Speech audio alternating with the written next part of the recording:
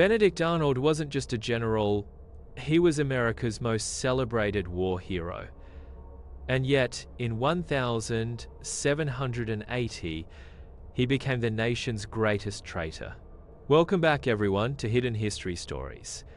In today's episode, we're uncovering how Arnold's secret plot to hand over West Point nearly ended the American Revolution, and how 3 ordinary militiamen saved the young nation from disaster.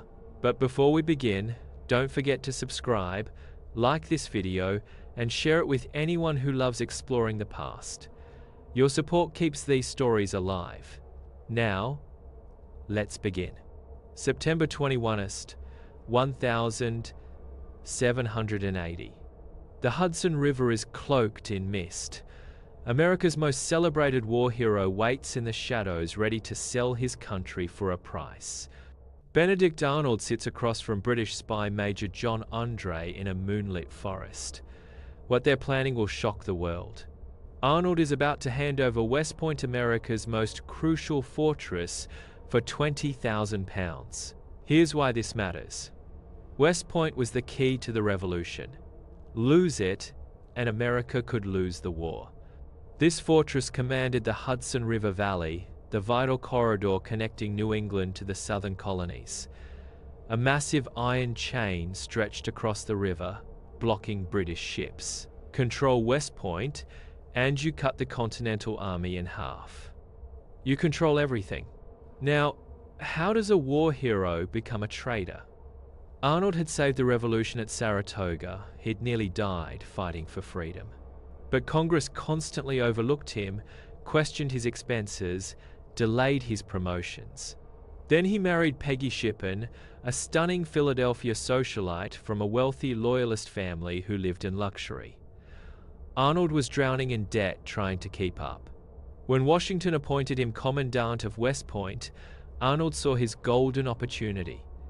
Not just for revenge, but for a fortune that would solve everything. For months, Arnold had been secretly corresponding with the British through coded letters, using his wife as intermediary. Peggy maintained connections with British officers, including the charming André, who served as intelligence chief to British commander Henry Clinton. But Arnold made one fatal mistake. On that September morning, André rowed across the Hudson under darkness for their face-to-face meeting. Arnold provided detailed fortress plans, troop positions, defensive weaknesses, everything the British needed. As dawn approached, Arnold insisted André change from his military uniform into civilian clothes for safety. André tucked the intelligence documents into his boot and rode toward British lines. This decision would destroy them both. The next morning, a messenger arrived at Arnold's headquarters with devastating news. 3 American militiamen, John Paulding, Isaac Van Wart, and David Williams, had captured a suspicious traveler near Tarrytown. When they searched him, they found the smoking gun. Detailed West Point defense plans written in Benedict Arnold's handwriting, hidden in the man's boot. André had tried to bribe them with his gold watch and promises of riches. But these 3 ordinary Americans proved incorruptible. They turned him over immediately. Washington was just minutes away. The commander-in-chief was coming to inspect West Point that very morning. He would arrive any moment for breakfast at Arnold's house. Arnold's world collapsed. Once André was interrogated, everything would be exposed. He would face execution for treason. Acting with desperate cunning, Arnold made excuses about urgent business at the fortress. Instead, he rowed hard to the river, commandeered his barge, and ordered his crew to row toward the British ship Vulture. As his boat pulled away, Arnold abandoned everything: his honor, his name, his country. Meanwhile, Washington arrived expecting to find Arnold waiting. Instead, he found only Peggy, who had retreated to her bedroom claiming illness. In reality, she was hysterical, knowing her husband's plot was discovered. The truth would come crashing down before the day was out. First came confirmation of André's capture and those damning documents. Then word that Arnold had fled to British lines. Alexander Hamilton described Washington's reaction as profound shock and heartbreak. The commander-in-chief had trusted Arnold completely, given him America's most crucial command, and been repaid with the deepest betrayal. Here's where three very different fates diverged. André faced his destiny with remarkable courage. Under military law, his civilian disguise marked him as a spy, not a prisoner of war. Despite appeals and genuine sympathy, he was sentenced to death. On October 20, 1780, André met his execution with such dignity that even his enemies respected him. Arnold safely reached British lines and received his promised commission. But he never got full payment. He'd failed to deliver West Point.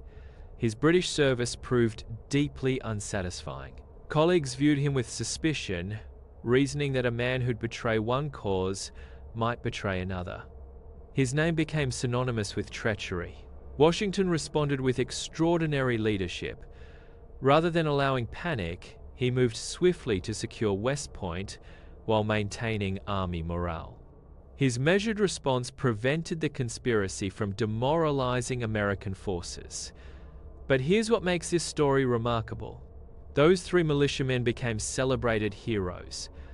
Congress awarded them medals and pensions, recognizing that their vigilance had literally saved the revolution. Paulding, Van Wart, and William's ordinary citizens who couldn't be bought proved something beautiful about American character. The West Point conspiracy was the closest Britain came to decisive victory in the war's later years. Had Arnold succeeded, the Hudson Corridor would have fallen, dividing American forces and potentially forcing surrender. Instead, the plot's failure strengthened American resolve. Here's the lasting lesson. Arnold's treason became a cautionary tale about how personal grievances and greed can corrupt even the most dedicated patriots. But it also celebrated the incorruptible ordinary citizens who preserved independence through vigilance and integrity. Three men faced the same moment in history. One chose betrayal for money. One chose honor unto death.